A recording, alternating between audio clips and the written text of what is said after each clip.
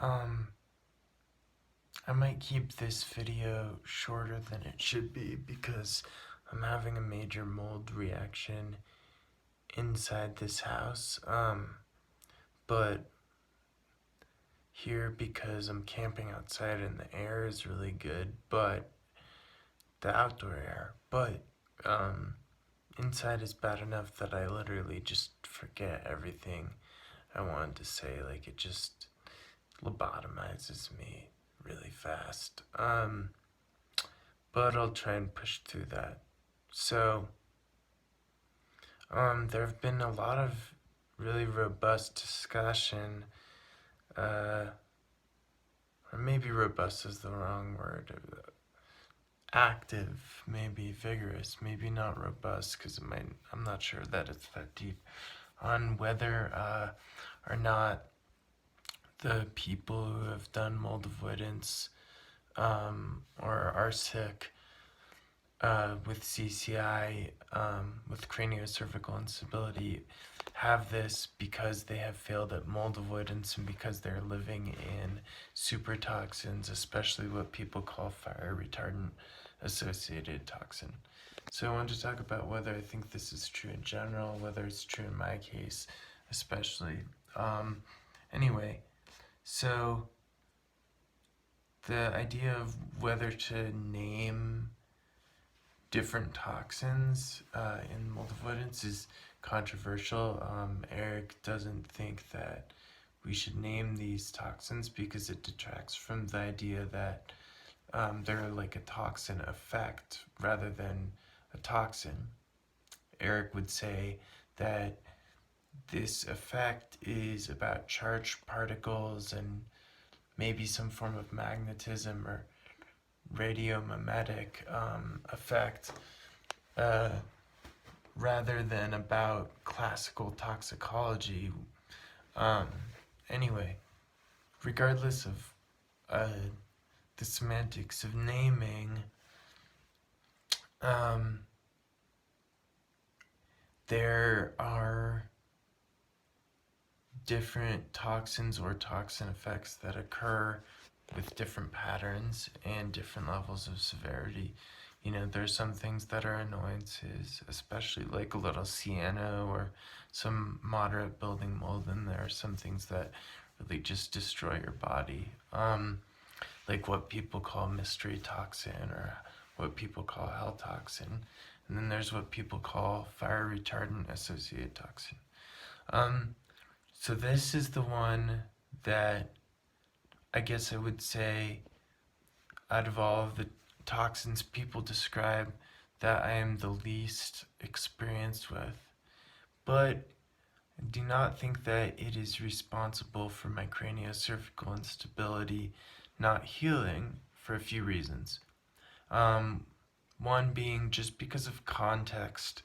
I do not think I've spent a lot of time in fire retardant associated toxin areas from the context of what other people describe. Like I haven't spent much time in areas that other people describe as having this toxin. Two, I think that the main reason I haven't really learned to detect this toxin really well, I would say that there are encounters I've had where I think I've detected it, but where the reason it hasn't been as clear to me as other toxins, like MT, is just that, like I said, I haven't spent a lot of time in areas that have it because I haven't gone out of my way to try and learn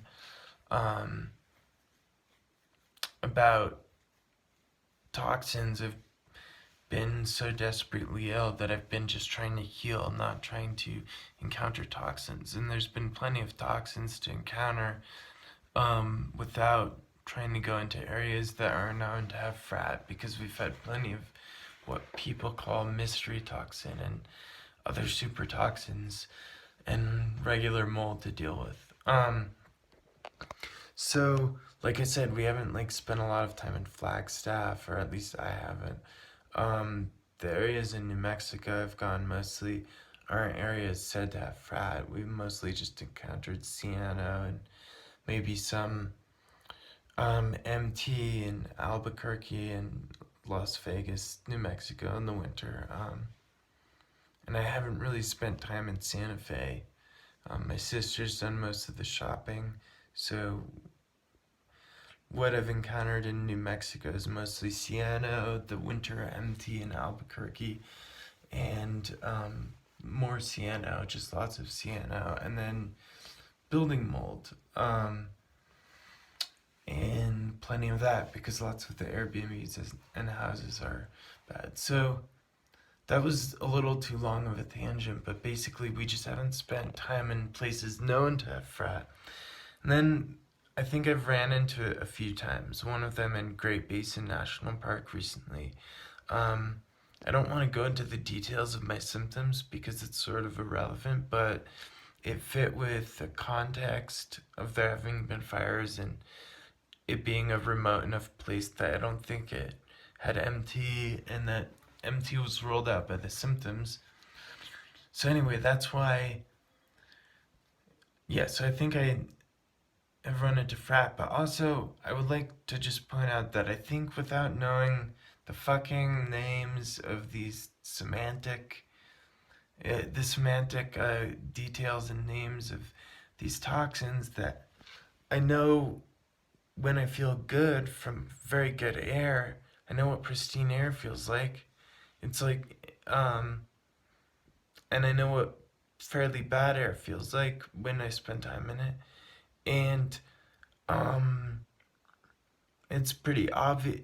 Pristine air, especially like really pristine air, gives me euphoria, etc. And I don't think ultimately that good or bad air is responsible for all of the health problems that exist in the world. There are infections. There's long-term damage from initial toxic air exposures. It can stay in your body to fat-soluble toxins. And again, it along with infections, can cause long-term damage. So my craniocervical instability was never healed from doing mold avoidance, but especially with the collar, I was somewhat stable for a while until late March when I got COVID. And then it just got a lot worse. Cervical pain, the feeling of compression, and something really stuck in my neck lower on, needing more frequent traction, etc. So I think this is at least partially infection driven. And so when I go to pristine places, I don't get as much of a boost as I used to, but I do think I can feel the difference. It's just that the pain and intense sensations in my neck from craniocervical instability make it a little harder to get as much of the benefits from mold avoidance. I still get kind of an unmistakable cognitive clarity and sometimes euphoria when I'm in very pristine air, but I will often still have the pain. I will still have some level of POTS and PEM when that used to go away in pristine air. And again, to go back to why I don't think that my worsening craniocervical instability is due to FRAT or supertoxin exposure.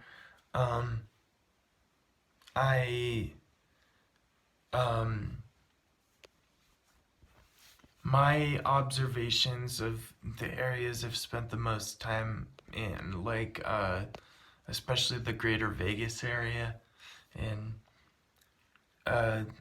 Death Valley and some of the eastern Sierras, these observations have lined up with experienced mold avoiders. What I've said about my ranking of the various areas in the greater Vegas area, from Level Canyon to Mount Charleston to Red Rock Canyon, Pahrump, Summerlin, downtown, etc. These have all lined up with when I made a post about these in my experience with what Lisa Peterson said about the area. And so I think that I can tell generally where pristine air is.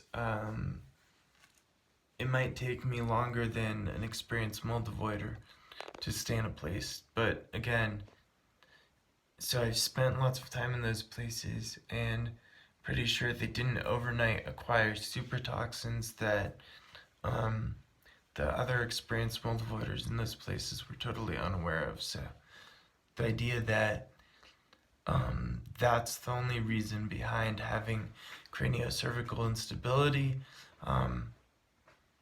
or the main reason, I disagree with very, very strongly.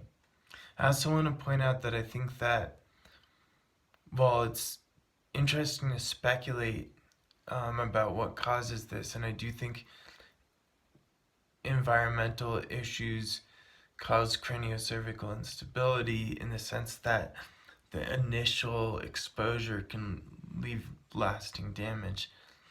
The idea that that could be the only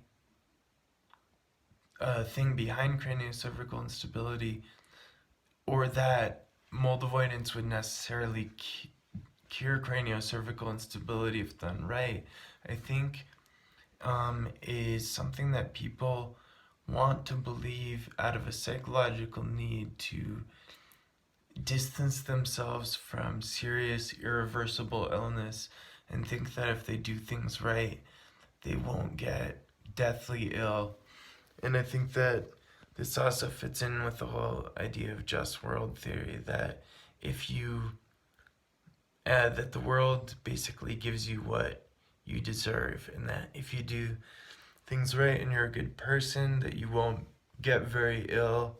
I think this is obviously false and is really just a psychological coping mechanism. Sometimes just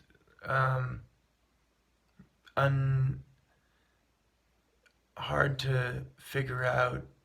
I wouldn't say random because everything has a cause, but difficult to figure out. Bad things just happen in your body for no moral reason and for no clear lifestyle reason. Not necessarily random, but also not necessarily because you did something wrong. I don't know why everyone has a hard time with this.